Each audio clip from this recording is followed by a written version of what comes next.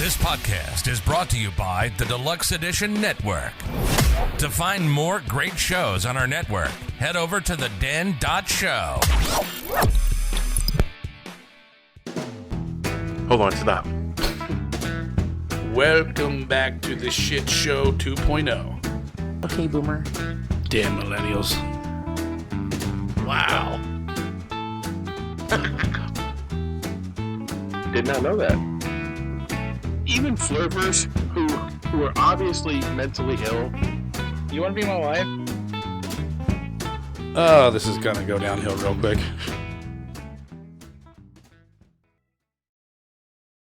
What is going on? And welcome to Take on the World with yours truly, Johnny. Johnny. Johnny. I think I say that. Oh, I don't know. I got to come up with some new material. You do, because you're getting old. Yeah. And stale.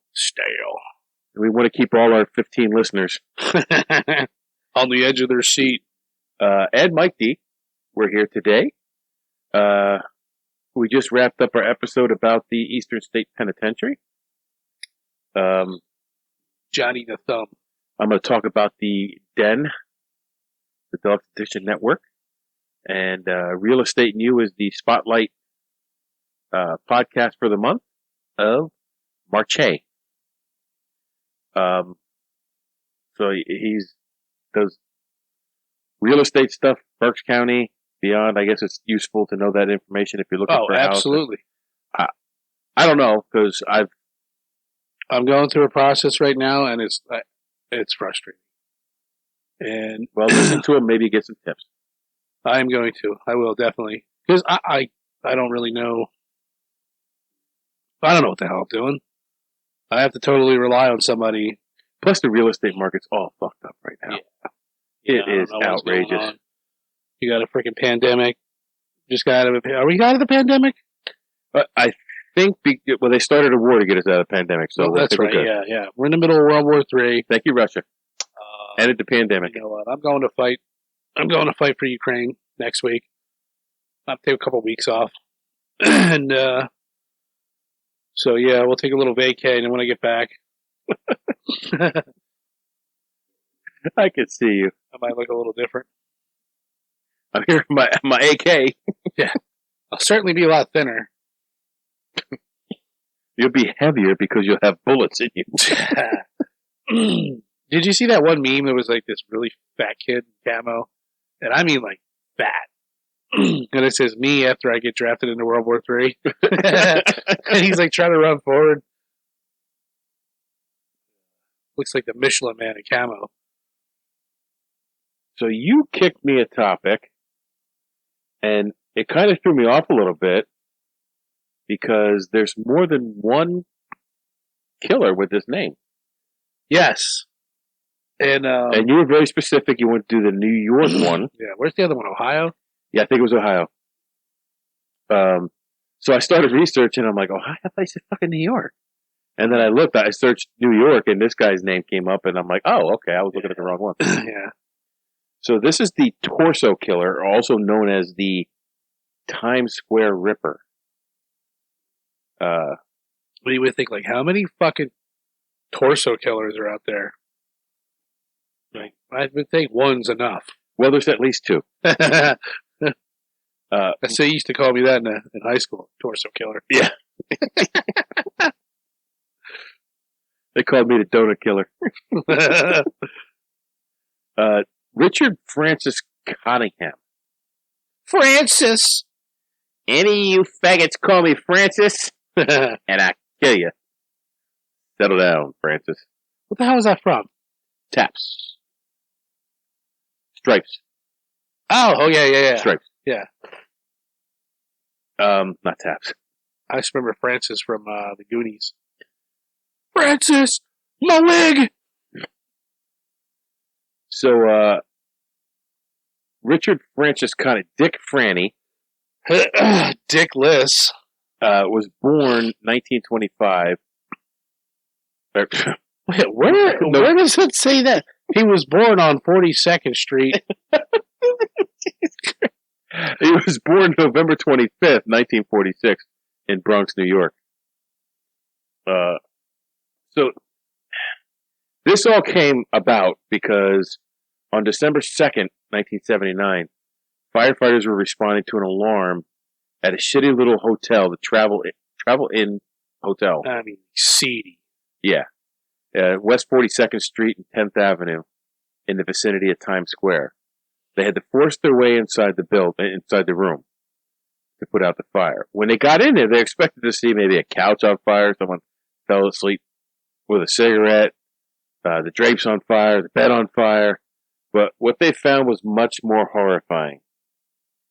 Stretched out on the bed were two headless corpses. The bodies had their hands and heads removed. That's how they're headless. Yeah, I think we came to that conclusion earlier. Okay. They were doused with lighter fluid and set ablaze, the torso. The missing body parts, the head and hands, were never found. It took an X-ray to identify one of the victims, which was Dia Guzza. Huh? Didi. No, she was Muslim. She was Kuwaiti. It's not pronounced Didi. Oh. Guzari. 22. She was an immigrant from Kuwait, and she was working as a prostitute. The other headless corpse was never identified. Both women were tortured, then murdered. So the homicides detectives linked the murder with another murder of a teenage hooker named Helen Sykes. She had gone missing from Times Square in 1979 when her head was found hanging by a thread. I would imagine, like almost cut all the way off. All right. I'm like, what? I don't remember that. Her legs had also been hacked off. Eventually, her legs were found like a block away from the rest of her body, but they were the legs were posed. They were laying side by side as if they were still attached to the body. Get him? Nope. Damn them! When did fruit flies become so fast? Well, it's a cat fly. It's not a fruit fly. It's got 9 lives.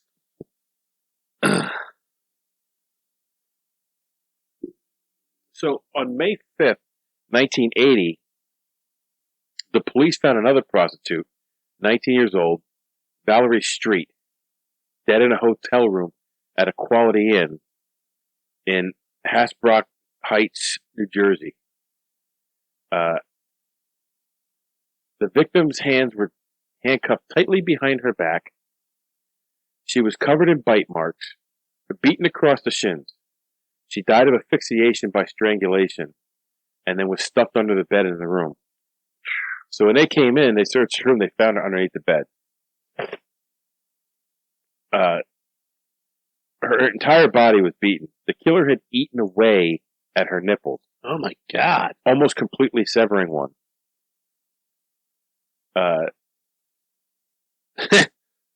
So that's news to me. So that's crazy. So they linked those two to this one.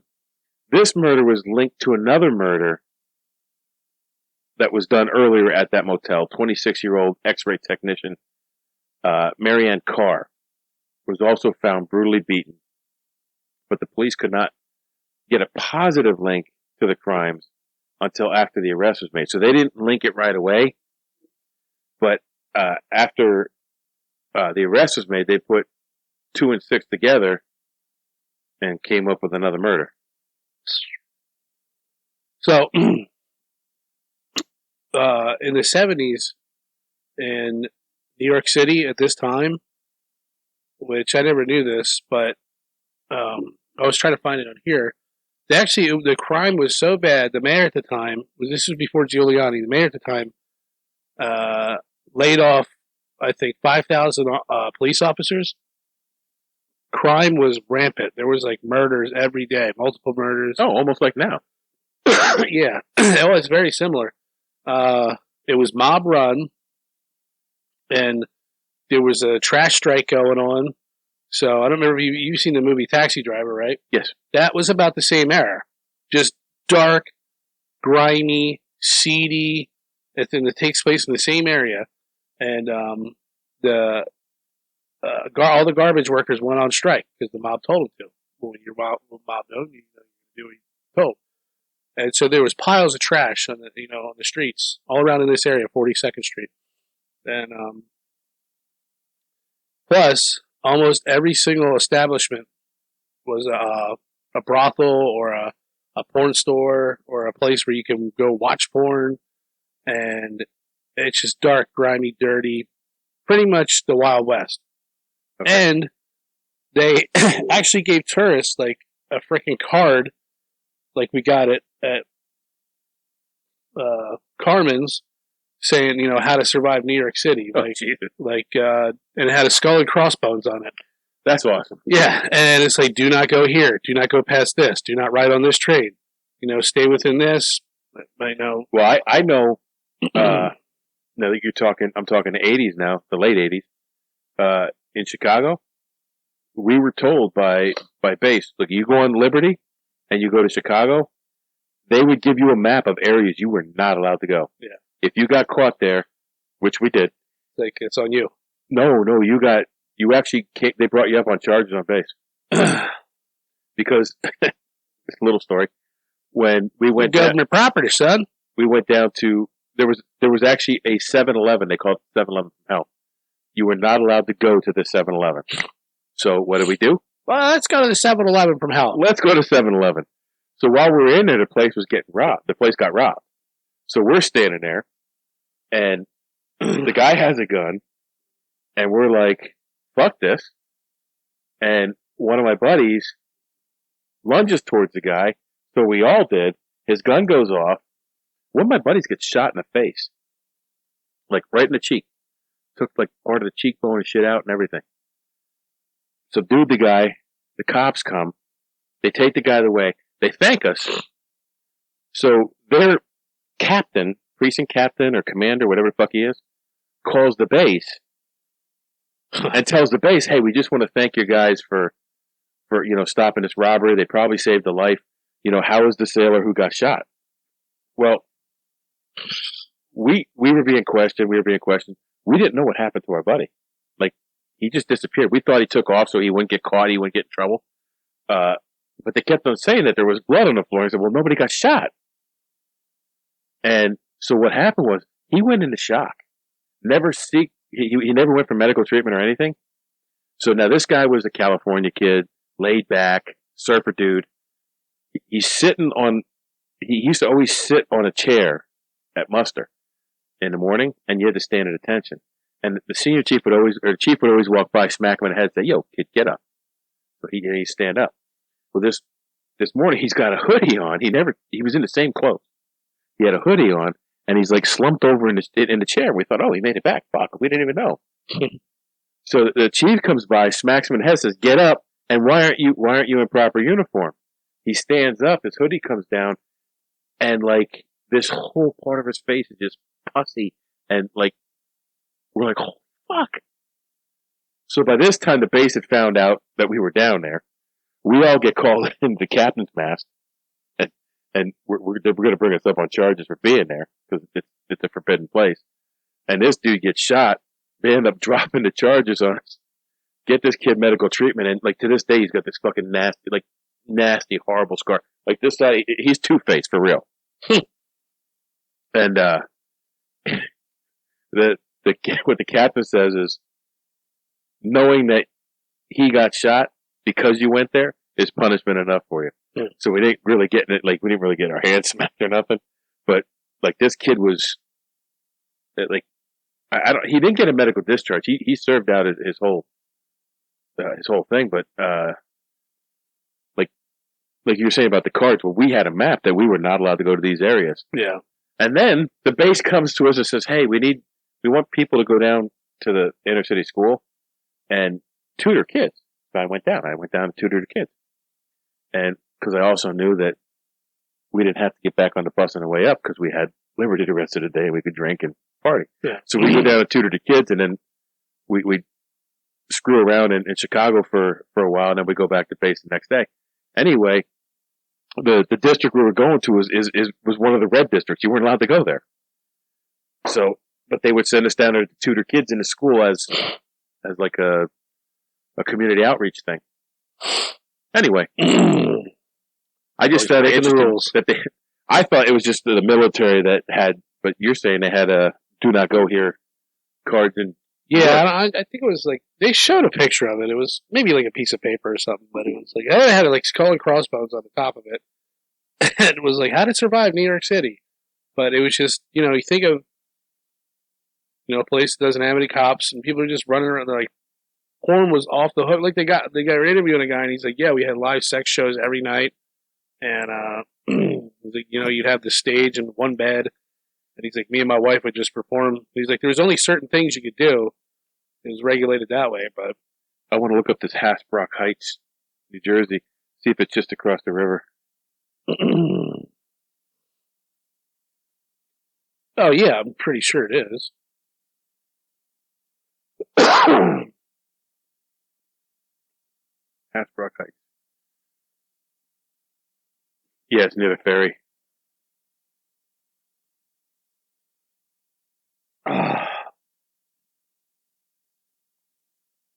Oh, yeah. It's just across the river. That's cool. That's what I figured.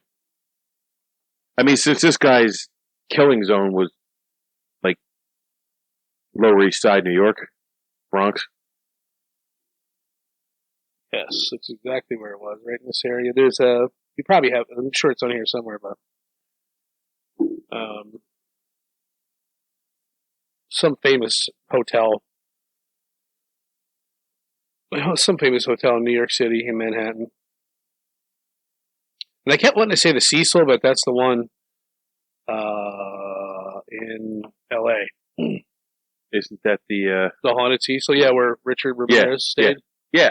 Yeah, it's like where vagrants go. You can pay like $2 a night to stay there. Yeah, I remember that. Oh, okay. Here it is. Welcome. There you go. Welcome to Fear City. Which reminds me, there's another. You got to send me that picture so I can post that up. Okay. Yeah, I can look it up. Yeah, here's the pictures of them on the trash strike. Yeah, I knew about the trash strike. A survival guide to visitors to the city of New York. Like, how fucked up is that? I'd be like, yeah, you know what? Not going. I don't think I would go there now. There it is. Well, side note, there's another documentary. It's son of a, I think it's on Netflix. And I think it's called Fear City, or I know it has Fear City in the name. But it's about how everything was mob run in the 70s back then. Now all of a sudden, Netflix got shit that I want to watch. It's a good show. It's like 5 or 6 episodes, I think. Yeah, I'm going to throw that picture up because I just downloaded it real quick. Yeah, but I just kind of wanted to like portray like the time, the atmosphere that this is. It just, I can't say dark, seedy, and just just grinding away. Just watch the movie Taxi Driver, and that'll give you the exact feeling. I remember, like 79, I was 9 years old, and I remember how like everybody said, "Do not go to New York. New York is the murder capital of the world." And then it was Chicago's the murder capital. Then Baltimore's the murder capital of the world. But that's how it was thought of back then. Yeah. So, and I guess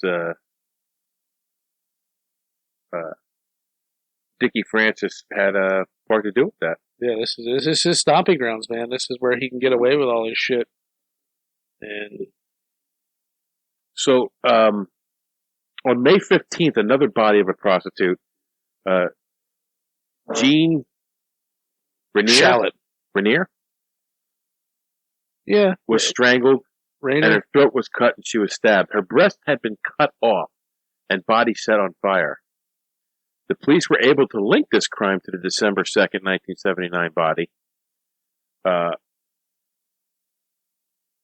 So just 1 week after that, on May 22nd, 1980. So Now, the first murder was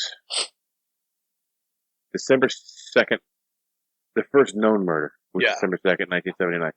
Because from my research, and I don't have it here, this guy got caught, and they think he committed like 10 murders. They could prove 5, but they think his death toll is much higher, that he may be connected to bodies that go back 79? That go back 10 years from this. I think he even himself claims upwards to like 60 to 80 bodies. And they think it might be 100. Yeah. So, they were called, May 22nd, 1980, they were called to the same hotel, or motel, for a disturbance. A witness reported a girl screaming as if she was being tortured. When the police arrived, they caught a man trying to flee the room. So they detained him. They entered the room, and they found a young girl handcuffed to the bed. The woman was in hysterics and was like repeating over and over and over and over and over and over what he had done to her. She had been beaten, raped, sodomized, forced at knife point to perform oral sex. She was stabbed, and she had been bitten almost right through one of her nipples.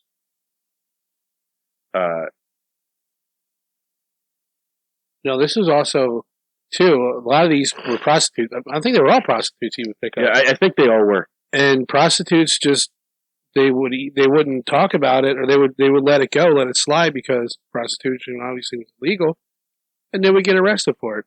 And they were kind of like looked upon as, lesser people, like just trash, basically. Well, yeah, and I don't know that you see police disregarding murders of prostitutes, but I don't know if they get the attention that they deserve sometimes. I think you hit the nail right on the head. I think I don't want to say all cops, because I'm a very big police supporter. True, but yeah. I think there's some. I think for the most part, cops that just think, especially in this time, yeah, where you have. Oh, back then, I think. Back then, that might have been the. They're just thought of another prostitute got killed. Okay. Well, not only killed, but just like their reputation is kind of muddled by the life they live, and like, when you go to court or something and you see a drug addict or whatever, you're like, well, we really can't take the the word of a drug addict. No, he's unreliable. Well, and I guess they got hardened because they would be unreliable for testimony too, because a prostitute would just disappear and never show up. So they said a lot of it was due to that, and like the cops didn't believe them for one, or they just didn't speak up because they were afraid of getting arrested. So this chick here was 18 years old. Okay, this is what they found out after the fact, I believe. Cottingham picked up the 18-year-old Leslie Ann Odell, who was soliciting on the corner of Lexington Avenue and 25th Street. At some point, she agreed to have sex with him for $100. $100 back then, that's a lot of money. She must have been good. After dawn, they checked in to the Hasbrook Heights Quality Inn, where he mutilated his last victim. Jesus, I can't talk. Cottingham offered the girl a massage, and she rolled over onto her stomach. At this point, he straddled her back. He drew out his knife, put it to her throat, where he snapped on the handcuffs onto her wrist, and began torturing her, nearly biting off one of her nipples. She later testified that, he said, "You have to take it. The other girls did. You have to take it too. You're a whore, and you have to be punished." Odell's muffled cries of pain became so loud that motel staff, who were already spooked by the murder 8 days earlier, called the police and then rushed to the room, demanding Cottingham open the door. So we kind of got. Hold on, I got a little confused. This is where he got caught. She didn't get killed. The last girl that you had, the cops came in. They kind of like stopped there. That's this girl. Yeah, that's the same one. This is the story of what happened to her. Okay. after he was arrested and they questioned and the evidence was found, this is what they found to have happened. Yeah. So he's now arrested. He walks out of the room. He's arrested. When they arrest him, he really doesn't look like what you would consider a likely suspect. Didn't he shave at this point? That I don't know. That might be something that If you look at a picture of him, you got to show one picture of him. In his court hearing, he was shaved. And I don't know that he... I want to say it made him look less menacing or less like a creep. The dude looked like a fucking... like an old Santa Claus that like he molested kids. Go ahead. Go on. And then I can't remember if they said... Oh, that picture. That's him older, but... This is him younger. Yeah, so that picture third from the right on the top. This one? That one he shaved. That's how he went to court. And I forget they said that he did that. I want to say he did that. Oh, I should know this, but I can't. It's slipping the... Dude, I look at this picture, and I'm not going to mention her name. Did you see it?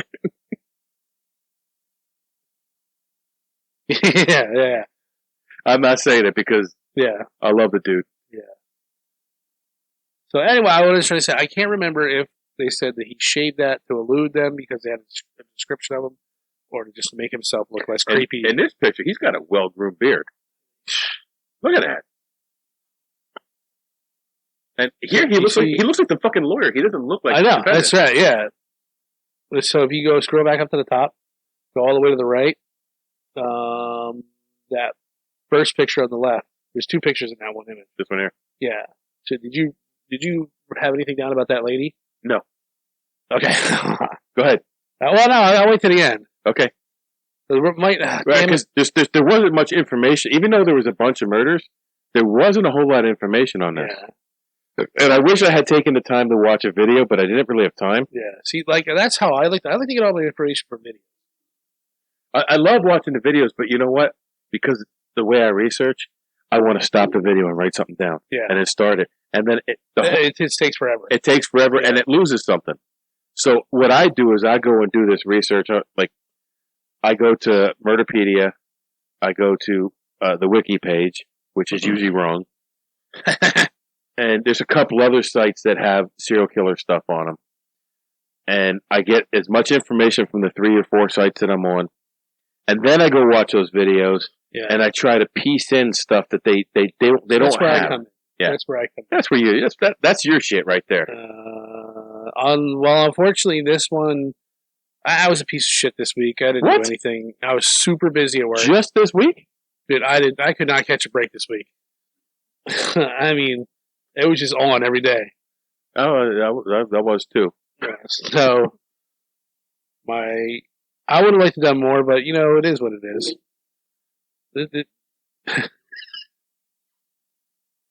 So, I was saying, he was like, he didn't seem like a likely suspect. He was a respected family man. He had a good job as a computer operator for a major health insurance company. But once they searched him and his home, things looked a little different. When he was arrested, when they searched him, they arrested him with handcuffs, a leather gag, 2 slave collars, a switchblade, a replica pistol, and a bunch of pills. Now that might be your Friday night, bro. But normal people, that ain't their Friday night. When they searched his house, he had a trophy room. And along with trophies for whatever, bowling and jacking off, whatever the fuck this guy did. Bowling and jacking off? Yeah. At the same time? He had a masturbating trophy. I don't know. If you could throw a strike and come at the same time. He had victim trophies. Yeah, that's laid out on the shelf with his trophies.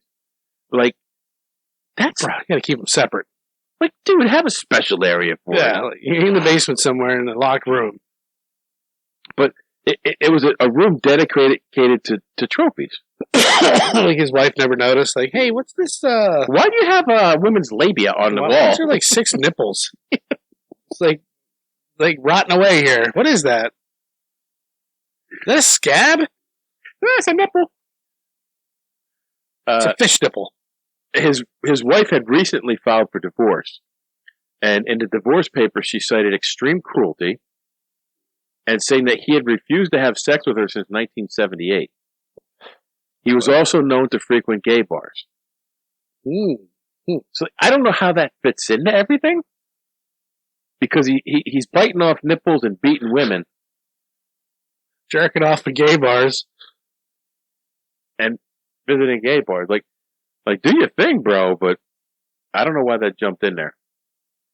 So Cottingham was charged. Well, hey, we think he did that to throw people off. I don't know, he's just some kind of queer. If I get caught sucking dick, they don't think I'm doing the murders. Did you get that text about Murphy and who was the other guy? Hold on. Speaking about if I get caught sucking a dick, reminded me of this.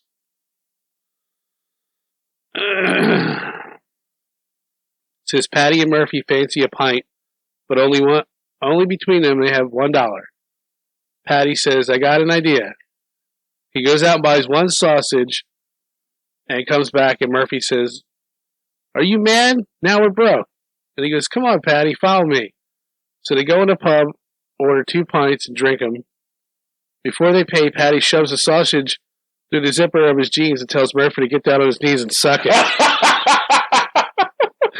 The barman sees them, goes berserk, and throws them out.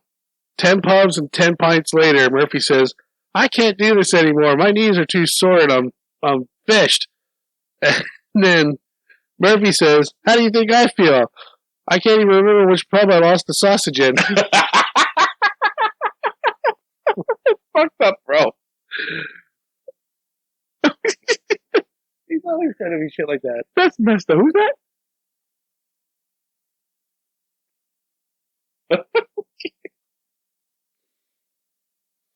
How come he didn't send me that one? I don't know. He always sends me stupid shit.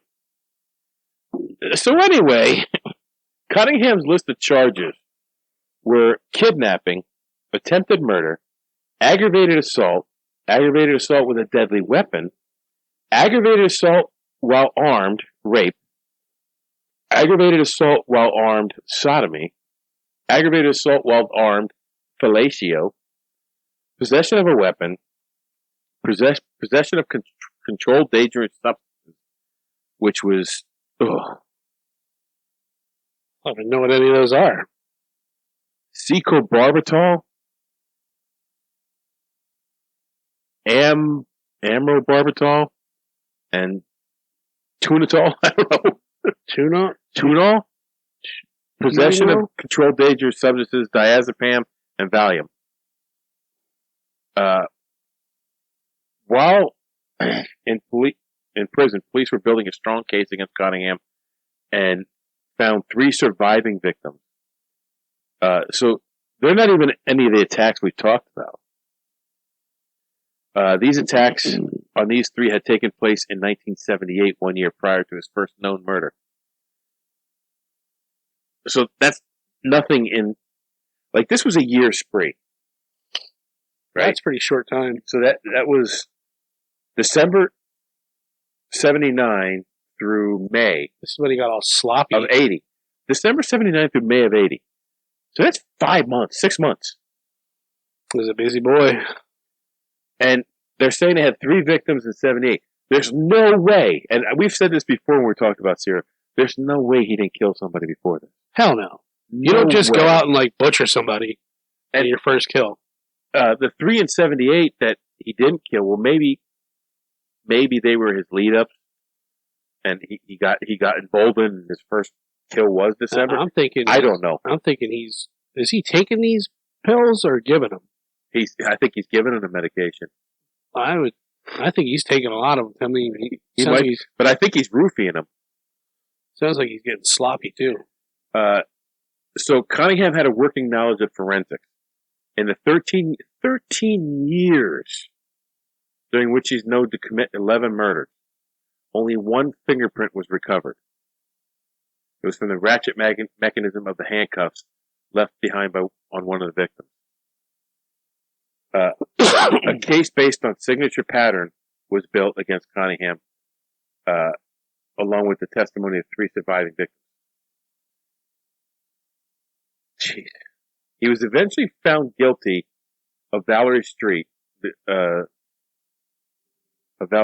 drawing a sentence of 173 years to 197 years in prison.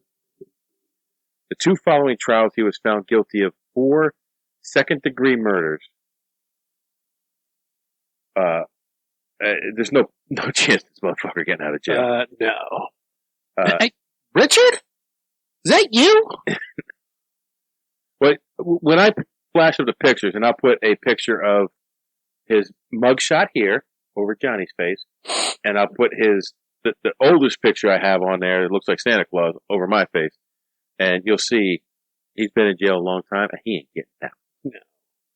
What do you think the first thing he would do when he got out? Probably rape and kill somebody. Yeah, probably. He'd probably get caught for it right away, though. Yeah. In early 1980s, Cunningham was convicted of 5 murders. In 2010, he pled guilty. 2010. He pled guilty. Not that long ago. In a 1967 murder. So now, he killed somebody in 67. He had 3 victims in 78. There's no freaking way. He went almost 10 years without... He went 10 years without killing somebody. Yeah. He pled guilty to kidnapping, raping, and drowning a pair of teenagers in 74. He also confessed to 3 murders in New Jersey schoolgirls in 1968 and 69. And he pled guilty in return for immunity from prosecution. Now, there's something else I did not get on here because I had to run around this afternoon, and I'm going to pull it up here. Let me see. No. 9. While he was committing his crimes, he was arrested several times.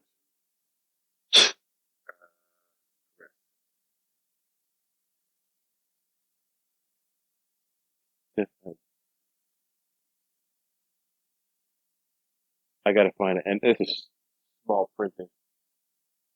Oh, yeah, that is. He was arrested, tried, and convicted in New Jersey, not New York. Because that murder, that hotel, was in that... Yeah, that seedy hotel. Yeah, the seedy hotel across the river. There was another seedy hotel that he took him to in New York. I gotta try to find this is like research on the fly here. Well, I know I read it that he had been arrested several times while he was committing these murders. And I don't know if it was on the wiki page or the Murderpedia page.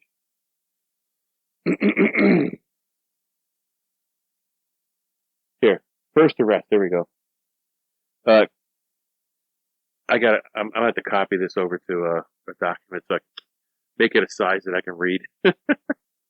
So I'll talk about this for a minute. So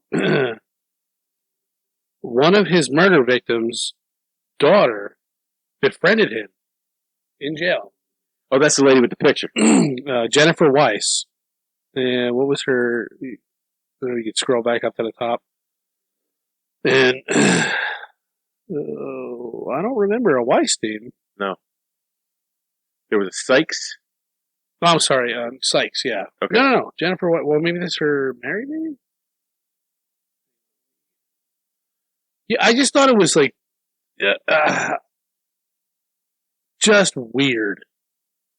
Like, she befriends her mother's killer, and it's not like he did just strangled her. He, like, chopped her the fuck up and shit, you know? Yeah, I know. It bit her nipples off, set her on fire, and, I mean, she's not a bad-looking girl.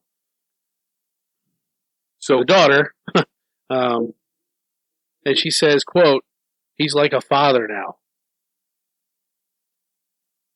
What? He's like a father to me. He's like a father figure. Fucking freak. Yeah. A father that fucking murders and rapes women. Oh, her mother was the girl, the Dede Gadarazi from the Kuwaiti. Yeah. So that at the time when he was arrested, it was his first known murder. Yeah, so that was the one where he chopped her head off and set the two skulls next to each other. Chopped her head and hands off. Yeah. Oh, hold on, no. Dude's married. That's the one who chopped the legs off.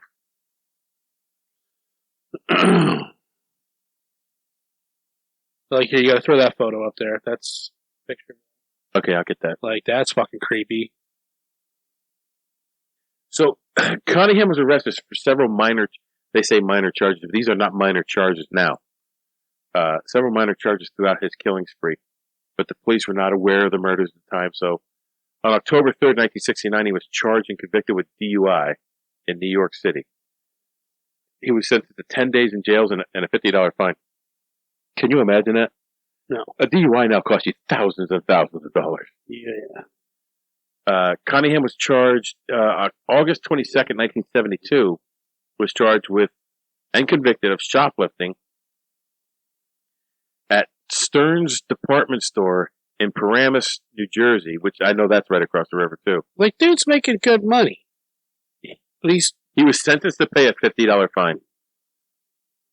Well, you know, I know somebody who made excellent money, had money in his pocket, yet was shoplifting from Cabela's. It was a compulsion. Like, he was not he's a bad dude for stealing, but he was not a bad dude overall. Right. Like, if you knew him, he was a meek and meager guy. Weird, but meek and meager.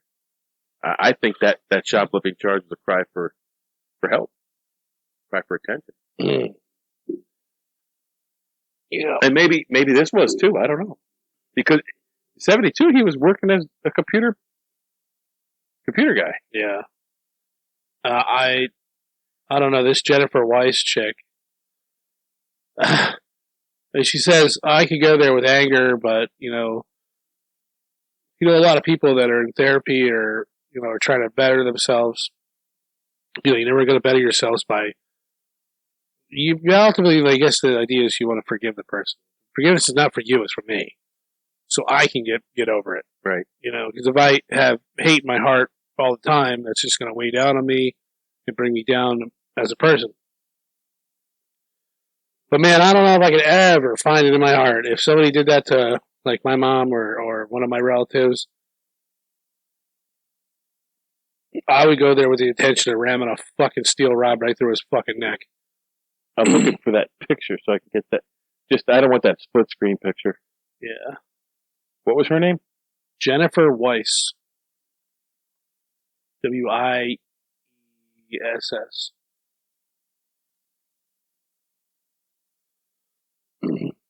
There we go. That's the one. Yep.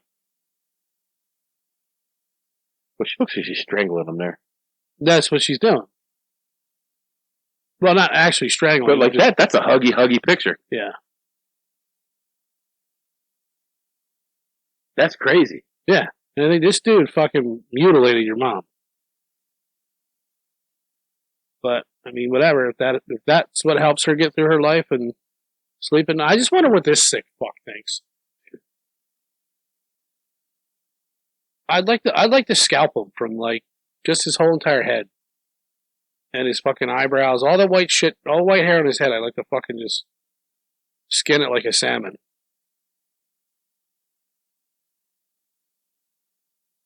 Yeah, unfortunately, like, that's really what I got for this. But I want to talk for a second about, like, these chicks who are writing and guys in jail and having a relationship with guys in jail. And, Yeah. Like, every profession, like, you have what do they call the chicks who fight? Yeah, I think of my love life, and then I see, like, some fucking murderer in jail who's, like, happy with his boo next to him. I'm like, so you're telling me there's a chance? And then the next girl I meet, I wind up face first into a fucking Lexus. Then,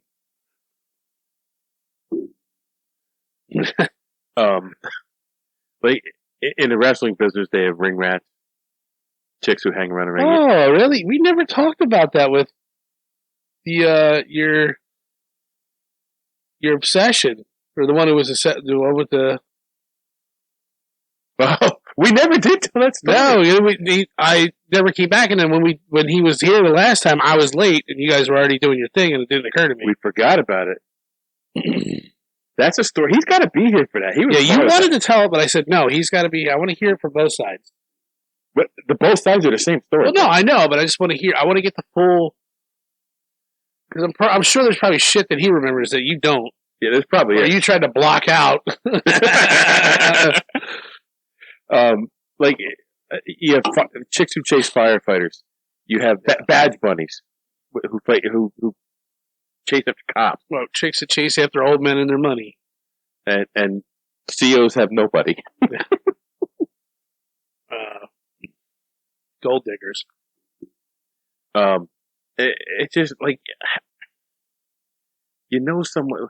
Maybe it's because it's safe. They're on death row and you're never going to have a real relationship. I don't know.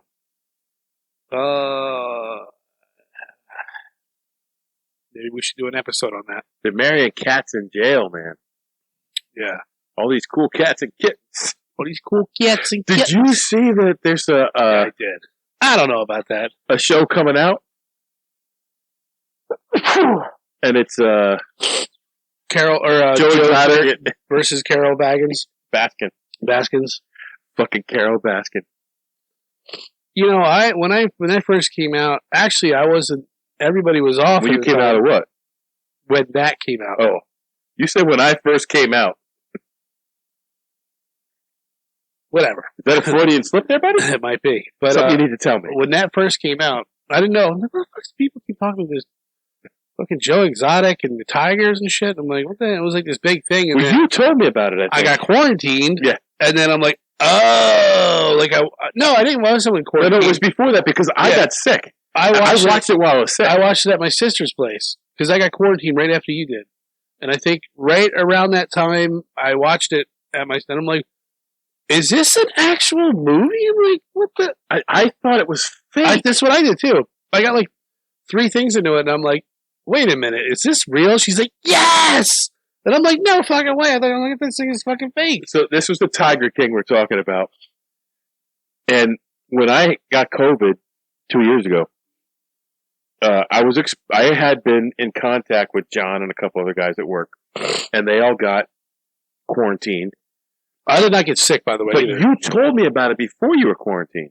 Yeah, it had to be because I remember when I was quarantined. Because you were talking about it, and I walked in the shop. When I got quarantined, I was living in. That's what it was. At the time, when I got quarantined, I was in my apartment, and I think it was like a week before that. I popped over to my sister's house and watched that at her house because I was bored. I'm like, I'm gonna hang out with my sister, and she's like, you gotta check this out. But I remember all these people were like talking about it. I'm like, what the fuck is this? I had no idea what it was. And when I was quarantined, I watched the entire thing.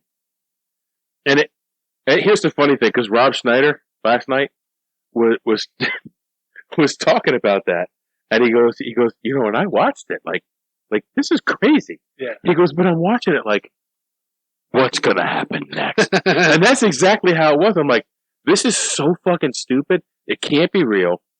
Yeah. I got to see what happens. There's no way this is fucking real. Because he's talking about, how about 2 straight guys sleeping with dude for meth?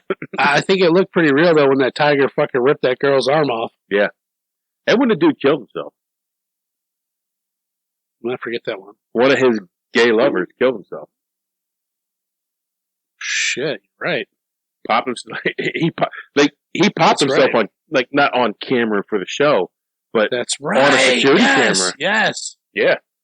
Oh my God. Oh man. But that's another thing. Like, this guy is obviously fucked up in the head. Oh my God, yeah. I'd like to see, like, how does he get, like, how does he in a relationship with anybody, much less 2 anybody's? Yeah. Like, do your thing. Love who you love. I don't care. I don't care if we. Well, the one lover who had his like name like tattooed across his. Yeah, I know. He got that removed. But he's like, I'm not gay. He got his teeth fixed. He's like married to a woman now. You're not gay, but you swallowed a dick for 10 years. Yeah, or did he? Maybe he was given. Okay. Still gay. Are you in the pitching ain't gay category? No. I don't care. You do you, bro. I still love you either way. I couldn't do it. No way. Yeah, that was not real convincing. I couldn't do it. Blah. I hope he bought that. I hope nobody's listening. Anyway. You know what that is?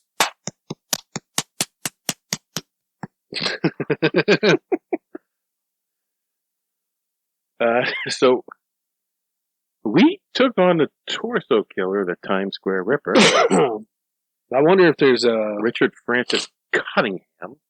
just more. I don't know. I wish I had watched a couple videos on this because the information. I don't think there's a whole lot out there though. As many people as he's killed, there should be much more on this. I think because here, I'm going to show you. Here, I'm going to pull up the Murderpedia page. he in this one article I read, it says he claims he's got over 100. Look, there's nothing. Like all this shit down the bottom is comments from people. Yeah, but the information stops right here. It goes there to there. It's like 2 pages. And that doesn't make any sense to me because, like, they know he killed 11 people. maybe it's just This is the number of victims is 6. That's how many he was convicted of. So the Murderpedia page only put down the number of victims they were convicted of. But the other says 11. I think you know why. You know what? Because I bet this probably wasn't covered in the news. It wasn't heightened and Well, it was not glamorized. 79 to 84. You had Jimmy Carter and But if you look at like the Night Stalker, like that guy was in the press. Yeah. The Golden State Killer, which that's another one. Like whatever happened to that guy? They found him. They arrested him, and that's the last you heard of that. See, this guy, the very first murder they think he did was 1967. But he wasn't active, and like all the research shows, he was very active for 5 months in 79. There's and more 80. to this than they know. There's much more to this than they know. Absolutely, he's probably laughing his way through fucking his prison term. I just wonder if we could find more information, which I don't think we will. It just wasn't publicized. Like, I hate to say that, but you know, And I will admit that he wasn't that infamous. I didn't dive into this one as deep as I normally do because I was limited on time. Normally I dive, and I did dive pretty deep on this, but I was limited on time because we went out last night. Last night would have been normally the night that I would go back and watch videos. Usually I start my research on a Monday. Well, I mean, from the videos that I watched, it wasn't far off. They didn't really go. They didn't go into like his childhood, like Okay. Jeffrey Dahmer, Right. Like, Well, even Dickie Ramirez, our buddy Dickie. yeah, they went into his childhood, like from They talked about, his time with his immigrant parents and his time on trial. Yeah. He'd come in. He's like a rock star. He's holding up the what's that satanic star? the Whatever. pentagram. The pentagram. And women are loving him. It's like That's what I was saying. How the fuck? Look, the dude has killed people. Yeah, it's like if he was on the other side free, he would fucking rape you and shoot you in the fucking head. Maybe they want it. I don't know. I hate to say that about any woman, but maybe they asking for it. It's almost like there's some kind of like ultimate connection between somebody who's famous and infamous. And, I liken that kind of like, look at all those girls that went nuts and berserk when the Beatles came to America. Oh, yeah. It's almost like the same kind of feeling or something like, oh my God, I can be close to this, infamous person and I'll get fame and fortune somehow. Because, oh, you're the girl that dated Richard Ramirez? I'm going to call Elvis up and ask him what that was like. You should write a book. I think he's still talking to us. I think so.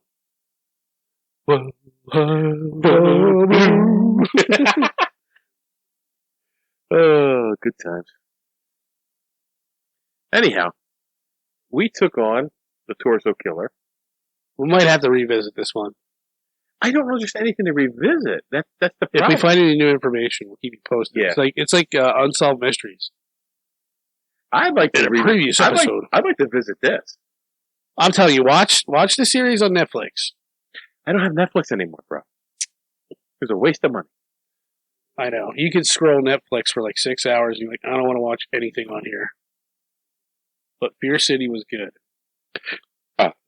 I'm sure it's on something else.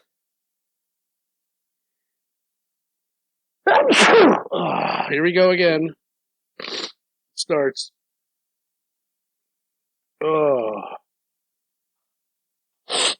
Anywho, we took on New York the Torso Killer Mafia.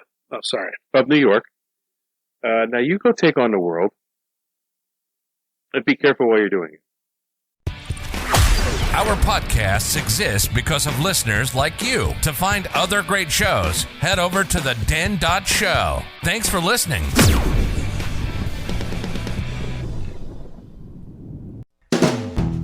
Hold on, stop. Welcome back to the Shit Show 2.0. Okay, Boomer. Damn millennials. Wow. Did not know that. Even flirters who are obviously mentally ill. You want to be my wife? Oh, this is gonna go downhill real quick.